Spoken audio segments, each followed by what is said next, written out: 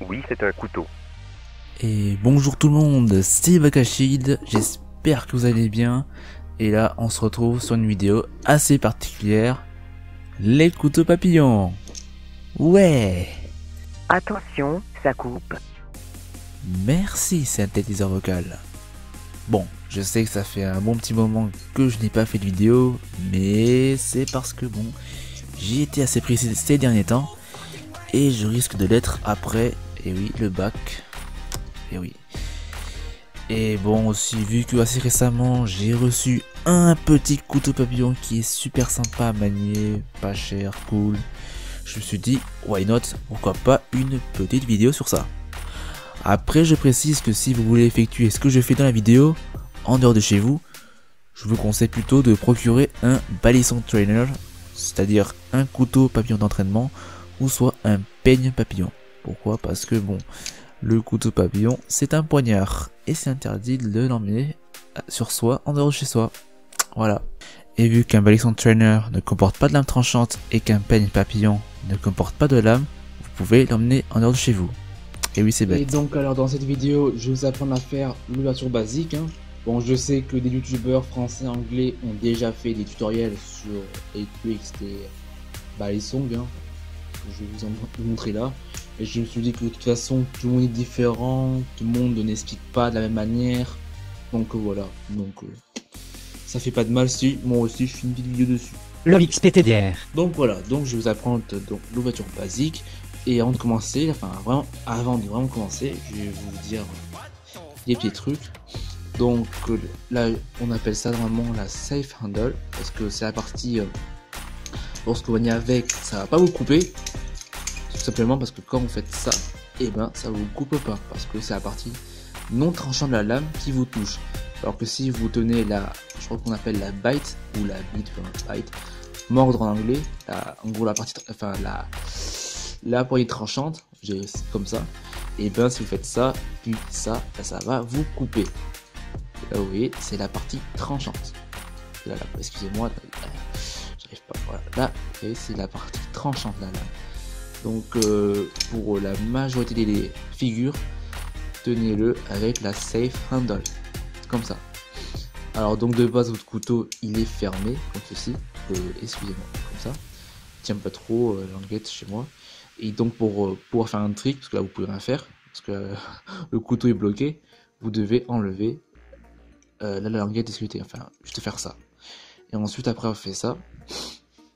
Alors pour le premier mouvement, vous allez tenir comme ça votre couteau avec la safe handle et vous devez faire juste ça. Tac.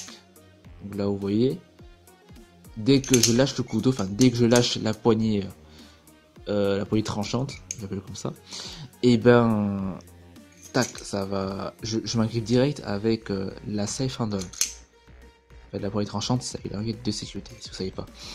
Donc hop, je m'agrippe avec pour pouvoir faire des tricks. Vous voyez là, je peux faire tourner le couteau au calme. Vous pouvez faire d'autres tricks aléatoires. Et donc vous faites un mouvement vers la droite, comme ceci. Et maintenant vous devez tourner votre la bite handle vers la gauche, parce que si vous restez comme ça, vous pouvez rien faire, vous pouvez juste faire ça si vous avez amuse. Et donc voilà, vous devez le faire tourner comme je le fais. Donc après, petit conseil, petite astuce, vous pouvez vous entraîner à faire ça, parce que je sais qu'au début on sait pas trop comment doser la force pour faire ce petit mouvement, parce que soit vous faites trop fort et ça peut faire mal, hein, ou soit bah, vous faites pas assez fort et du coup, excusez-moi, et du coup bah, ça fait ça. Enfin ça marche, mais des fois vous ratez et ça retombe comme ça. Donc entraînez-vous à faire ça de la façon que ça ne fasse pas mal. Donc vous faites ça, puis après vous allez devoir orienter la bite handle vers la gauche. Donc tac, gauche, parce que c'est de base qu'on fait, excusez-moi, de base vous faites ça. Après il faut orienter votre bite handle comme ça, pour ensuite faire un autre mouvement vers la droite comme ça, et un autre mouvement vers la gauche pour enfin ouvrir votre couteau papillon. Donc on recommence, donc on fait ça, puis gauche, hein, comme ça normalement. Après vous faites en sorte que la bite handle se trouve à gauche de la main droite pour les droitiers, et pour les gauchers c'est l'inverse. Donc vous faites ça, Et ensuite, vous pouvez faire un autre mouvement vers la droite, comme ça, et un autre mouvement vers la gauche. Et là, votre couteau est ouvert. Après avoir fait la partie la plus dure, c'est ça en fait, en gros. Hein. Tac. Moi, je le fais. En fait, moi, ces mouvements-là, ça et ça, moi, je le fais en un seul. Parce que je suis habitué, ça fait un petit moment que je manie, donc ça fait ça. Moi, ça fait, vous avez vu, ça fait directement, ça fait tac, et ça glisse comme ça en fait. J'ai juste à faire ça et ça. Vous devez d'abord vous entraîner à faire ça, puis ça. Si après, vous pouvez aussi vous entraîner à faire ça. En gros, c'est simple, vous avez juste à faire un mouvement vers la droite, mais en même temps, votre couteau va juste tourner un peu comme ça. Et là, vous pouvez faire un mouvement vers la droite et gauche. Bon, faites avec le plus simple, faites droite comme ça, puis gauche comme ça, puis droite et puis gauche. Bon, je pense que j'ai dit nécessaire, et pour refermer, c'est les mêmes mouvements. Droite, j'oriente la bite handle vers la gauche, comme ceci, comme ça, hop. Et ensuite, je fais un mouvement vers droite, et pour refermer, j'ai oublié de dire qu'en fait, quand vous fermez, quand vous ouvrez, quand vous faites le dernier mouvement, vous ouvrez votre poignet comme ça, pour qu'en fait, vous aurez compris, c'est évident, hein, pour qu'en fait, vous pouvez, excusez-moi, pour que la poignée arrive à destination. Parce que si, voilà, je vais vous montrer, ça fait ça, et si vous ouvrez pas, ça va faire tac, et voilà, ça va faire moche.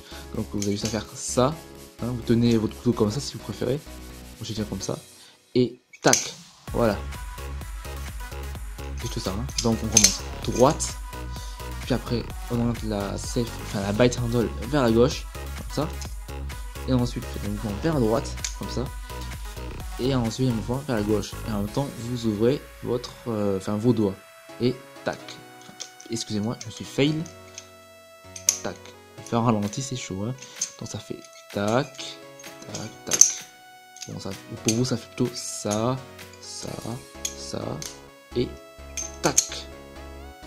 Bon, du coup, j'espère que cette petite, elle sera un peu longue cette vidéo. J'espère que cette vidéo vous aura plu, hein, vous aura dépanné, vous aura appris un truc ou deux sur les couteaux papillons. J'ai oublié de dire que normalement les couteaux papillons de base c'était un poignard pour les militaires, hein, c'était une petite parenthèse. Et donc j'espère que cette vidéo vous a plu, et je vous dis portez-vous bien, ciao, c'était Bakashid, et ciao, hop, hop, hop.